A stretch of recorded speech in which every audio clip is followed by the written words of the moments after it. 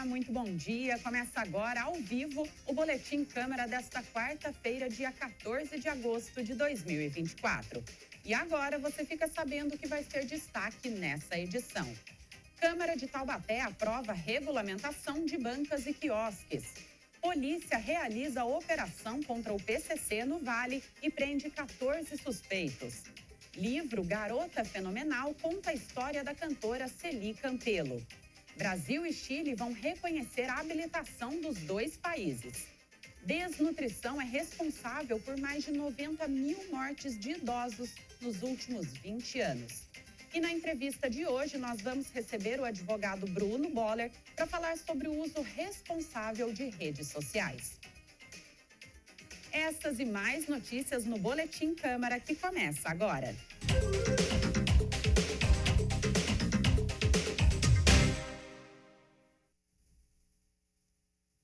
Nós começamos o Boletim Câmara de hoje destacando os trabalhos da sessão ordinária de ontem, quando foi aprovada a regulamentação do comércio em bancas e quiosques. Quem traz as informações para nós é o repórter Lincoln Santiago. Foi aprovado pelo plenário o projeto de lei complementar de autoria do vereador Marcelo Macedo, que disciplina o comércio em bancas, quiosques, trailers, containers e similares. De acordo com o projeto, esses pontos somente poderão ser instalados em espaços públicos com autorização do Poder Executivo, com formato pré-definido. O texto proíbe a instalação em calçadas que não tenham pelo menos 2 metros para a passagem de pedestre. As bancas, quiosques, trailers e containers devem assinar um convênio com o Poder Executivo e ficam responsáveis pela manutenção e limpeza dos espaços públicos que usarem. Na justificativa do projeto, o vereador afirma que há uma tendência à migração do empresário do food truck para pontos mais modernos, que valorizam a arquitetura da cidade. Além disso, ele considera que neste momento de pós-pandemia, é preciso agir com ações que melhorem a renda do cidadão, diminuam a miséria dentro do município e gerem arrecadação.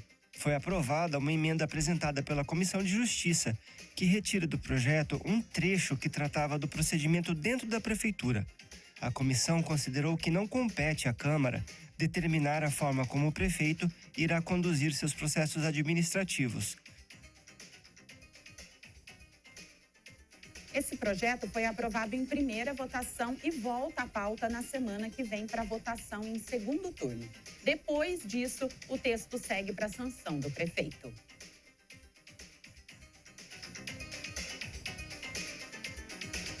E também na sessão de ontem foram votadas propostas que destinam R$400 mil para reformas na FUST e outros R$2 milhões para a cultura. A nossa estagiária Ariane Viana vai falar sobre esses dois projetos que modificam o orçamento municipal deste ano. Ana Laura, os dois projetos fazem mudanças no orçamento para transferir recursos para reformas da FUST e para a cultura. Vamos falar primeiro da FUST, a Fundação Universitária de Taubaté. Foi aprovada a abertura de crédito de R$400 mil para a recuperação do imóvel localizado na rua Padre Antônio Diogo Feijó. A obra está em andamento e deveria ter sido concluída em julho de 2024. Conforme o andamento das obras, foram identificadas necessidades de alterações no projeto, o que resultou no aumento do custo para aproximadamente R$800 mil. Agora, vamos falar sobre a cultura. Foi aprovado o projeto de lei que autoriza a abertura de crédito de R$2 milhões em favor da Secretaria de Cultura e Economia Criativa.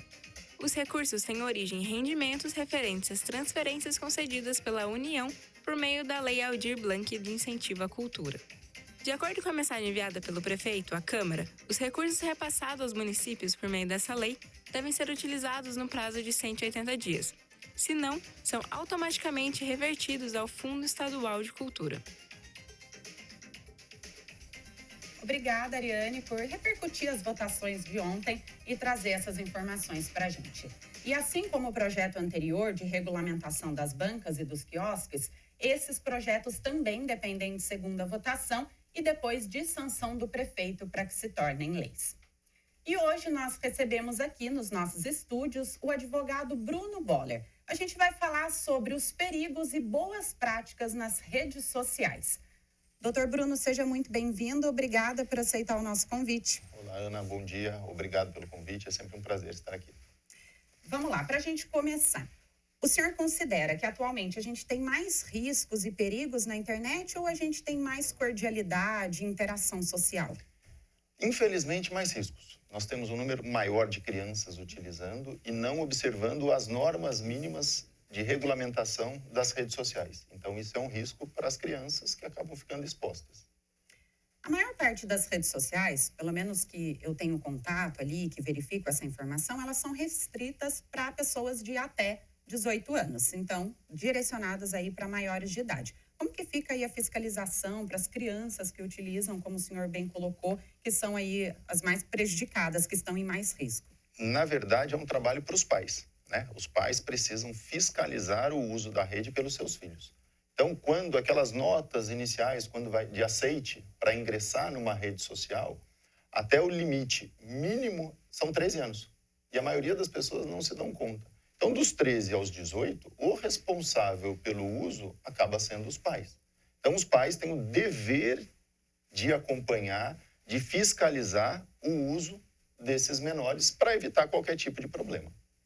E quando a gente fala em problema, em perigo, do que a gente está falando? Quais são as infrações, os crimes que podem ser cometidos na internet? Então, as pessoas às vezes imaginam que a internet é uma terra sem lei, né? Que acontecem e ali existem muitos perigos. Nós vemos golpes de cartão de crédito, mas nós temos coisas muito pior, como pedofilia, que as crianças estão expostas, né? Nós temos crimes contra a honra, de xingar um outro, entre outras coisas. Então, assim, o crime também está presente dentro das redes sociais, dentro da internet.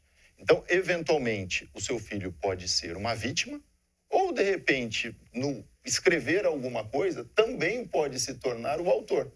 De repente, ele pode escrever algo ofensivo com um colega, com uma outra pessoa, e também praticar um ato delituoso. Então, é importante a fiscalização pelos pais. E quando a gente pensa em responsabilizar um usuário por esse tipo de comentário e em se tratando de um menor de idade, como que fica?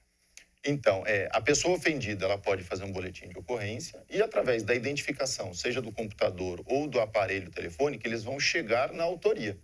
Então, como ele é menor, e aí, dependendo até da idade, ele não pode ser responsabilizado, quem é o responsável por aquele menor? O pai.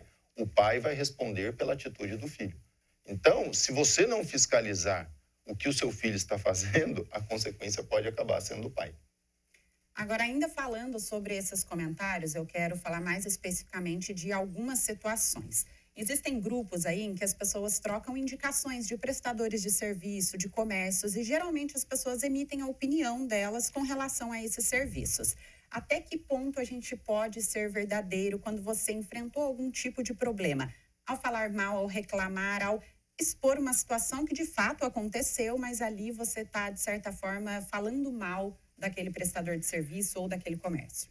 Hoje é muito comum. A pessoa, ao invés de tentar resolver o problema, prefere na rede social xingar o prestador que não respondeu àquela expectativa. Então, assim, você até pode narrar a sua experiência, desde que você tire o sentimento de frustração, de raiva que você ficou. Então, você pode até apontar que você contratou determinado prestador e ele não atendeu o prazo, ele não usou o material adequado e ponto. A partir do momento que você torna esse comentário ofensivo, você pode responder por aquilo. Então, assim, pode ser verdadeiro? Pode. Pode narrar uma experiência? Pode. Mas você precisa tomar os cuidados necessários com as palavras que você vai usar. Porque aquilo na rede social ou em qualquer outra situação na internet, vai ter alguém que vai republicar, vai ter alguém que vai encaminhar, terão curtidas naquele comentário, e aquilo vai se proliferar, expondo negativamente por um erro, talvez, que possa ter acontecido do prestador e não seja para tudo aquilo. Então, tome cuidado com o que você vai escrever, porque você pode ser responsabilizado civil e criminalmente, dependendo do que você escrever. A gente vai falar mais especificamente aí dessas curtidas, dos compartilhamentos também, porque é uma informação que me chamou bastante atenção. Mas antes eu quero falar da liberdade de expressão. Para muitas pessoas que expõem a opinião na internet, elas dizem que estão garantidas pela liberdade de expressão. Há um limite para isso? Sim, existe um limite, né? Aquela velha história de que o meu direito termina onde começa o do outro. Então, eu tenho o direito de me manifestar, eu tenho o direito de colocar o que eu penso? Tem. Desde que não ofenda o próximo. Então, eu posso expor a minha opinião sem problema algum. Mas a partir do momento que eu ofenda alguém, seja lá a forma que for, essa pessoa tem o direito a responder. Ela tem o direito a ser ressarcida, ela tem direito a fazer um boletim de ocorrência. Então, a liberdade de expressão, tanto no mundo virtual quanto no mundo real, vamos chamar assim, tem limite. Você tem que respeitar o direito do próximo.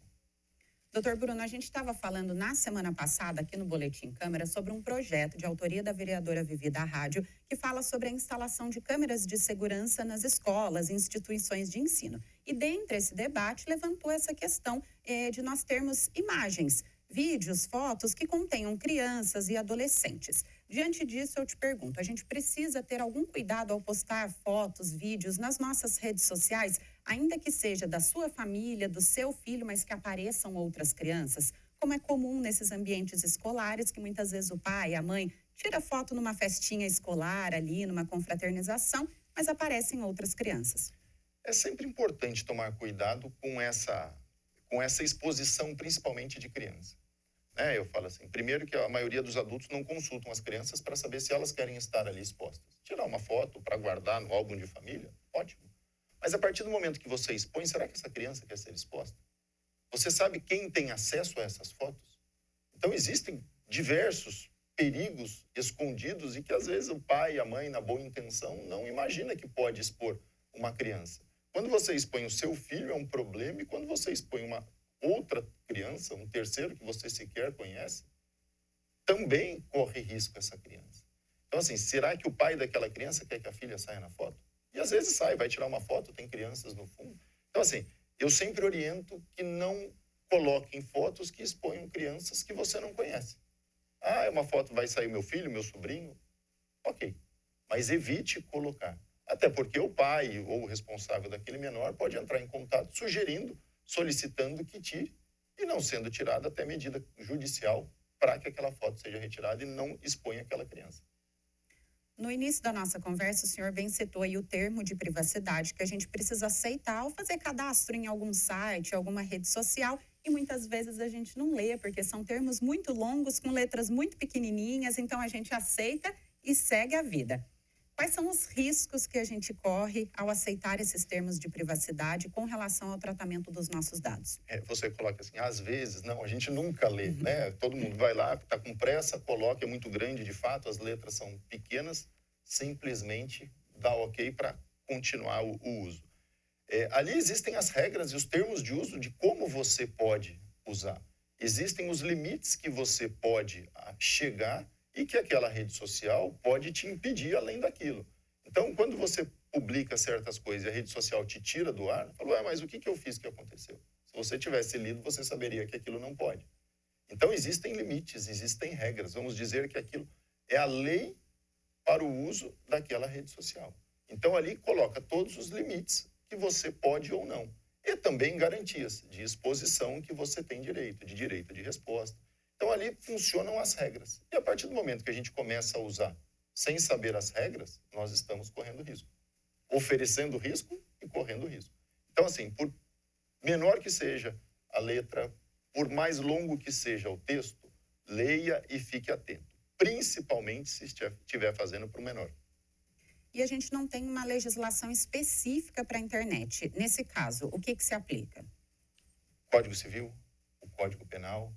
Então, assim, toda a legislação que existe no mundo real, como falamos há pouco, ela funciona para a rede social. Ela funciona para o mundo da internet. Então, a legislação aplicada aqui fora é aplicada ali também. Então, assim, nós não temos uma lei específica para aquilo, mas todo o nosso conjunto de leis funciona e deve ser aplicado para essa situação. Ainda sobre o tratamento de dados aí, esses termos de privacidade. Hoje a gente tem uma lei específica de proteção de dados. O que essa lei determina?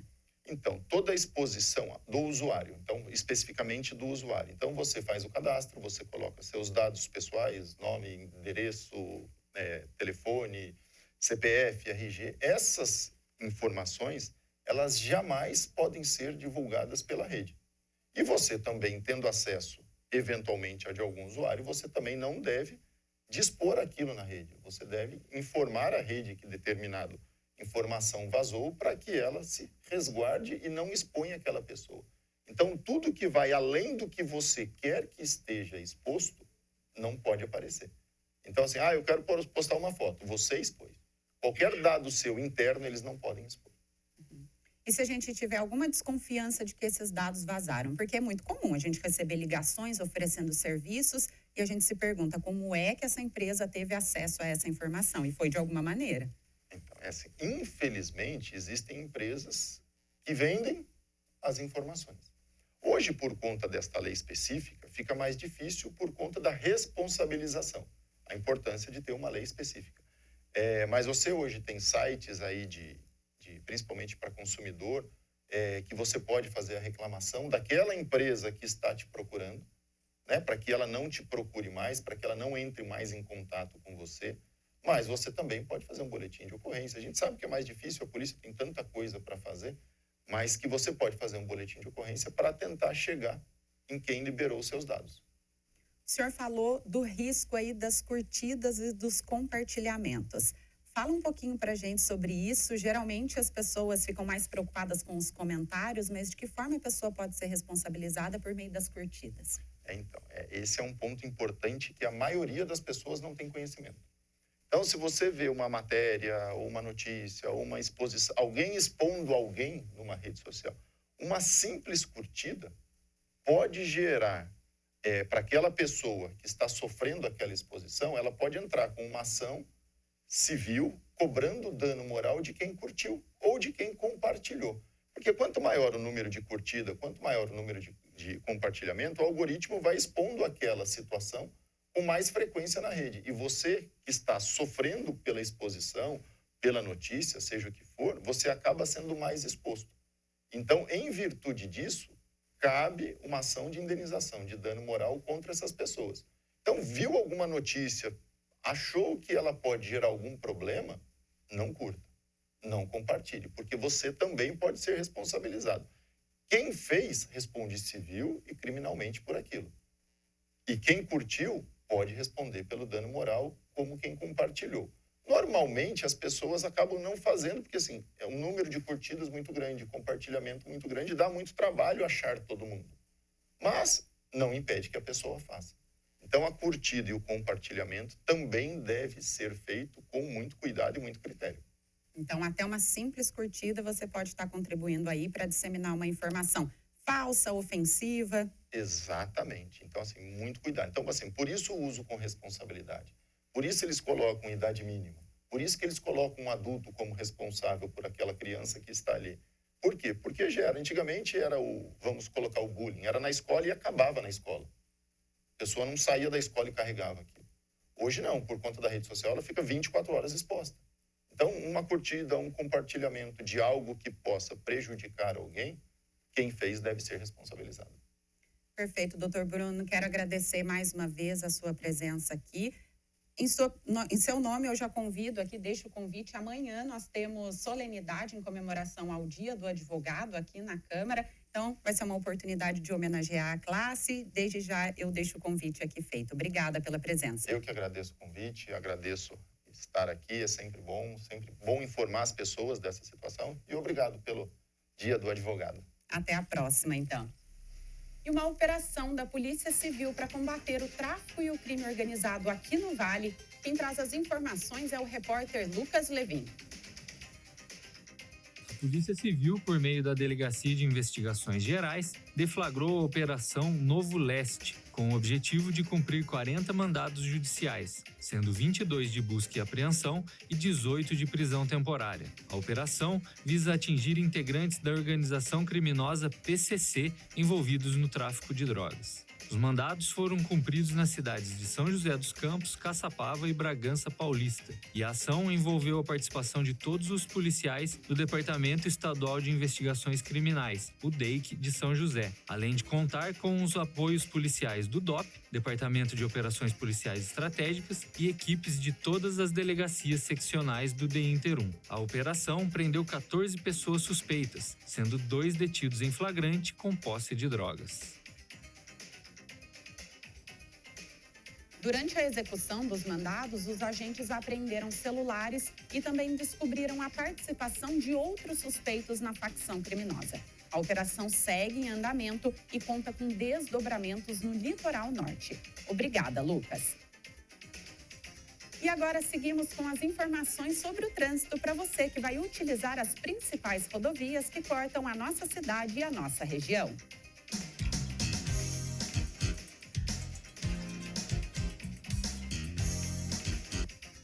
Floriano Rodrigues Pinheiro, sentido Serra da Mantiqueira, segue tranquila e sem excesso de veículos. A visibilidade é boa também, sem neblina.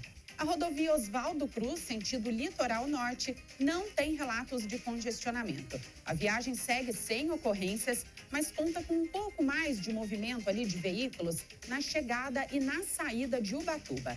As informações são do DR, que é o Departamento de Estradas e Rodagem.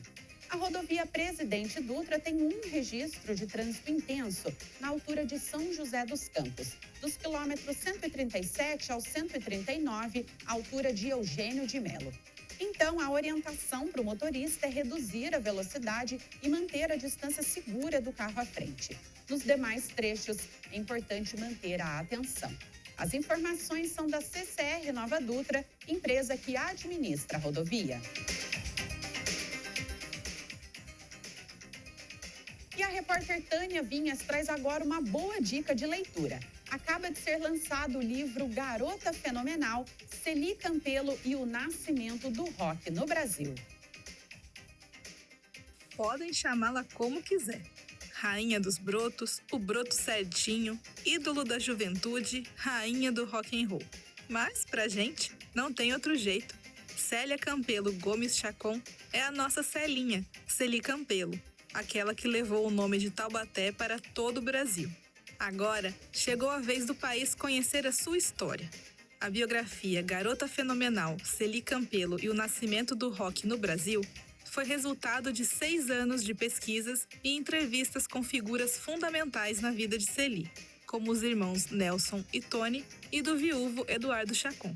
Escrita por Gonçalo Júnior e Dimas Oliveira Júnior, a obra detalha cada passo profissional da cantora e lembra a decisão de Celi de abandonar a carreira no auge para se casar, em 1962.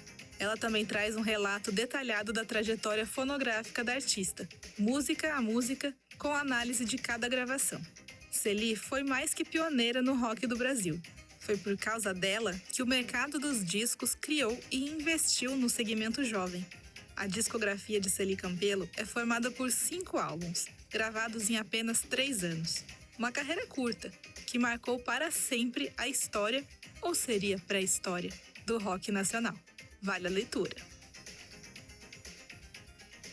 Os autores do livro afirmam que o mercado fonográfico brasileiro se divide entre antes e depois de Celi Campelo. Ela realmente foi uma garota fenomenal de Taubaté. E essa era de verdade. Obrigada, Tânia. A Força Aérea Brasileira confirmou na tarde desta terça-feira que as caixas pretas do avião que caiu em Vinhedo e provocou 62 mortes na última semana gravaram com êxito os registros de voz e dados da aeronave relacionados ao acidente aéreo. As caixas pretas são fundamentais para a investigação.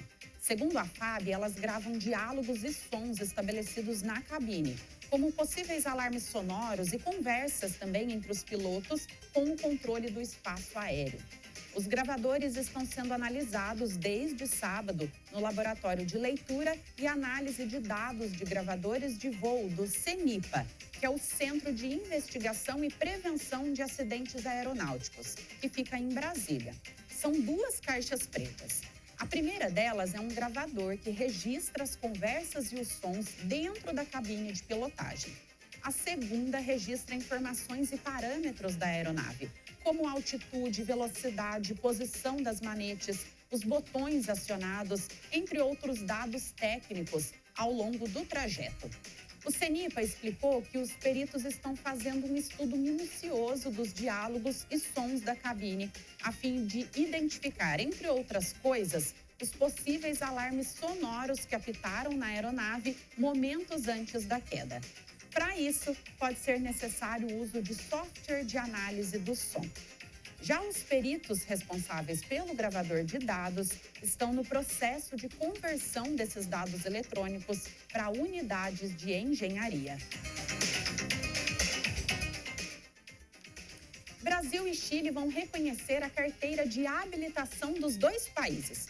O acordo assinado pelos presidentes isenta que os cidadãos já habilitados tenham que fazer provas e exames para dirigir nesses países. Vamos conferir as informações com o repórter Lucas Levin.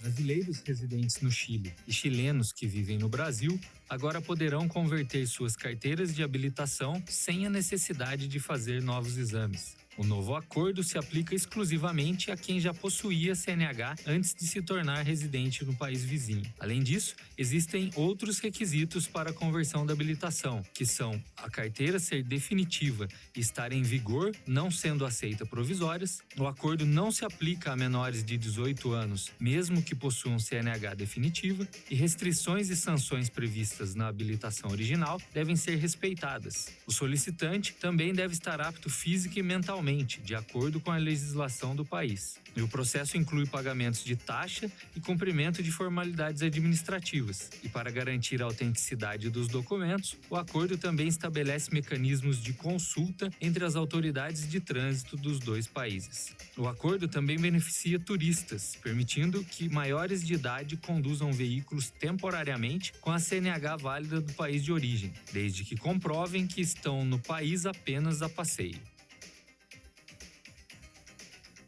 Certamente esse acordo vai facilitar a vida de cerca de 600 mil turistas brasileiros que visitam o Chile anualmente, além dos chilenos que têm o Brasil como um dos principais destinos turísticos. Em 2023, o número de turistas chilenos no Brasil atingiu um recorde de 458 mil, consolidando a importância dessa cooperação bilateral. E se você que nos acompanha quiser participar conosco aqui do nosso Boletim Câmara, entre em contato com a gente pelo nosso WhatsApp. É esse número que está aparecendo aqui na tela para você. DDD 12 3625 9525. Você pode mandar a sua opinião sobre as matérias e as notícias que nós trazemos aqui, também sobre os projetos, a pauta da sessão ordinária. Compartilhe conosco a sua opinião, sugira temas também para debatermos aqui no Boletim Câmara. Fique à vontade para participar do nosso programa.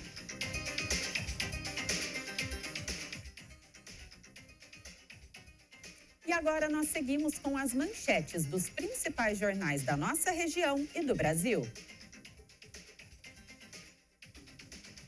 Jornal O Vale destaca: rodovia dos Tamoios terá interdição nesta quinta-feira para aferição de radares fixos.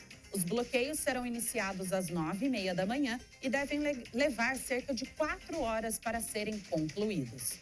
G1 traz como manchete: vereadores de Taubaté aprovam alteração no horário das sessões de Câmara.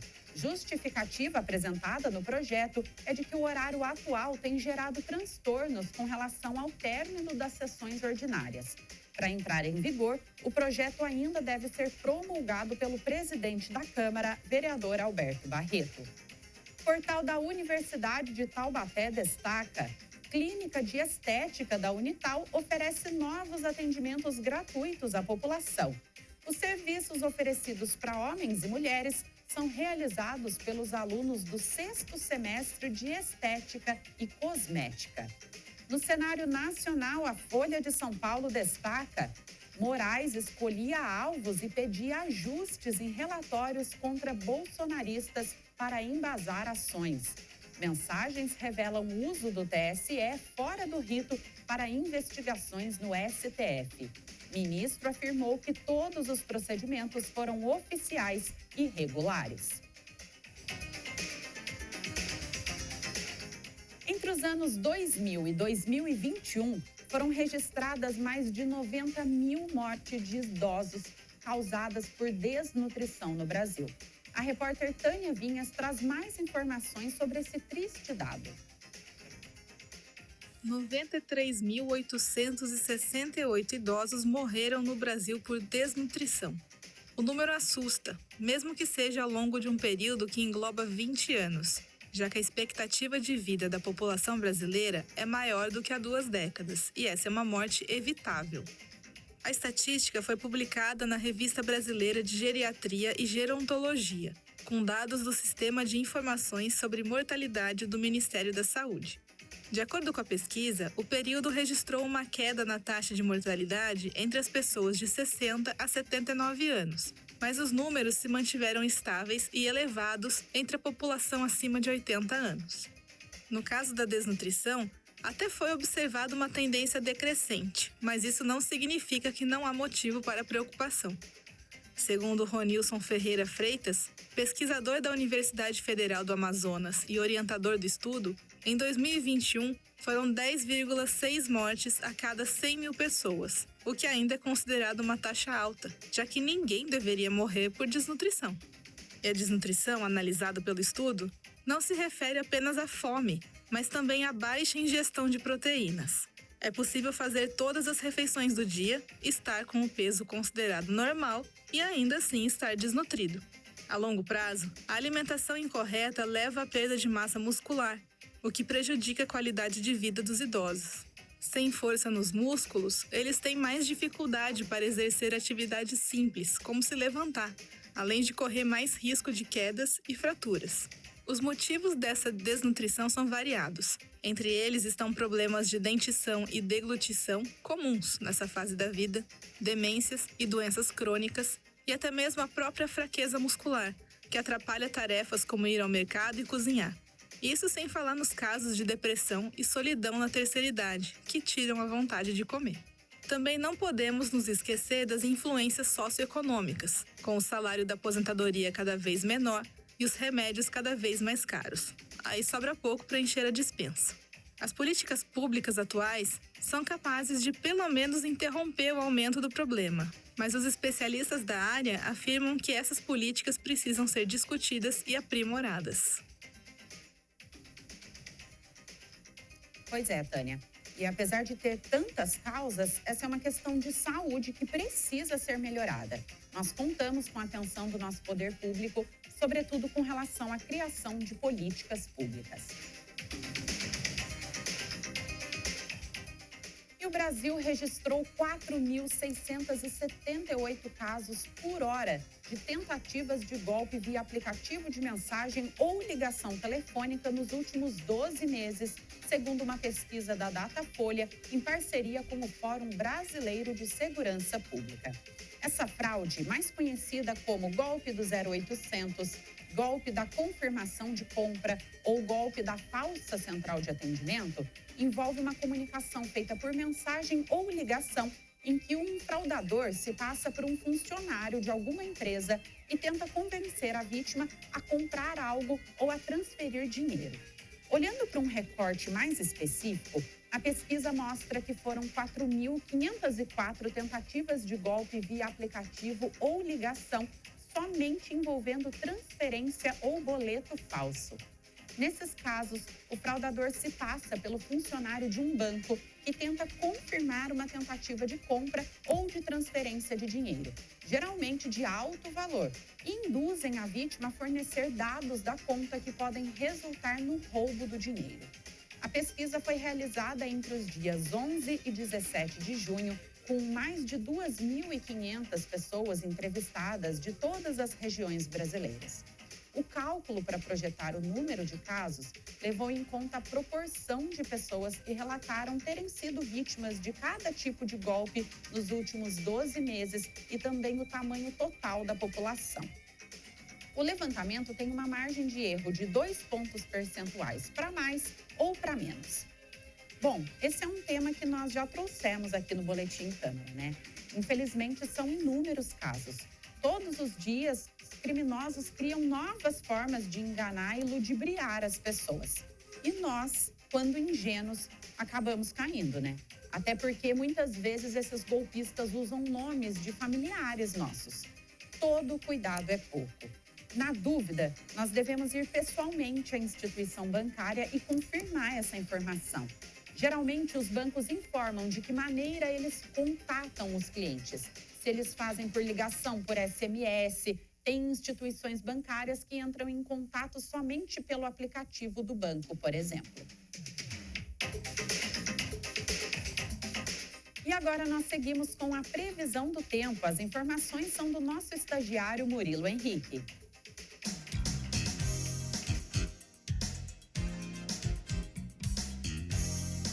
Quarta-feira, Taubaté deve ter um dia de sol com algumas nuvens. Não há possibilidade de chuva. As temperaturas variam entre 4 e 19 graus. Os ventos devem chegar a 11 km por hora e a umidade do ar a 47%. A qualidade do ar é satisfatória e o índice de raios UV é extremo. O sol se põe às 5h45 da tarde. Os dados são da Climatempo Meteorologia. Obrigada, Murilo. E hoje o clima já começa a esquentar um pouquinho, né? Com relação aos outros dias. E amanhã, quinta-feira, um pouco mais e assim por diante. A expectativa é que o final de semana seja de temperaturas bem elevadas, por volta dos 30 graus. Vamos acompanhando e trazendo aqui para você essas informações. E agora uma notícia bem interessante.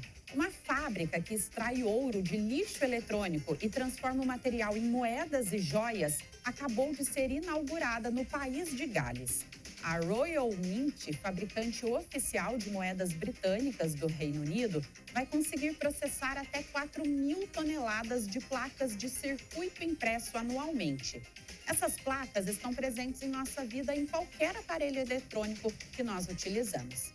A técnica utilizada é uma patente química canadense, que cria um método de recuperação mais eficiente em termos de energia e custo-benefício. Em comunicado, a empresa informou que 600 celulares, ao serem processados, vão criar um anel de ouro de 7,5 gramas. A Casa da Moeda do Reino Unido disse que o ouro recuperado também vai ser usado na criação de moedas comemorativas.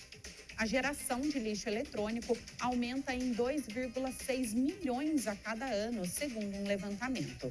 As placas de circuito impressos de TVs, laptops e celulares, que antes seriam descartadas, agora vão virar joias.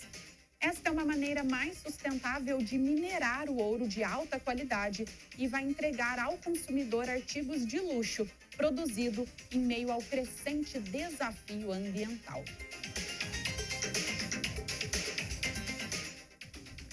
E hoje tem Boa Tarde Taubaté a partir das 2h da tarde, ao vivo, com o apresentador Josivaldo Oliveira. E ele gravou um recado pra gente, vamos assistir agora. No Boa Tarde Taubaté desta quarta-feira, você acompanha as principais notícias atualizadas de Taubaté, do Brasil e ainda o que acontece nos principais portais de notícias que merecem destaque no Brasil e no mundo. A gente ainda tem os melhores cortes, que são os shorts da nossa programação, e a gente vai trazer uma entrevista ao vivo com uma cardiologista nesta quarta-feira, Dia Nacional do Cardiologista. Além disso, tem mais informações como previsão do tempo e também as atualizações do que acontece no trânsito. O Boa Tarde Taubaté desta quarta-feira começa às 2h da tarde, ao vivo. Obrigada, Josivaldo. Eu estarei na audiência, tá imperdível, hein? E a partir das 5h da tarde tem Conexão Popular com o apresentador Miguel Cáter. O programa também vai ao ar ao vivo e você pode participar da nossa programação pelo WhatsApp da TV Câmara, que é o 3625-9525. Eu fico por aqui. Para você que esteve conosco, essa foi a edição ao vivo desta quarta-feira, dia 14 de agosto. Eu retorno amanhã com mais notícias para você aqui na TV Câmara Taubaté. Tenham todos um ótimo dia e até mais.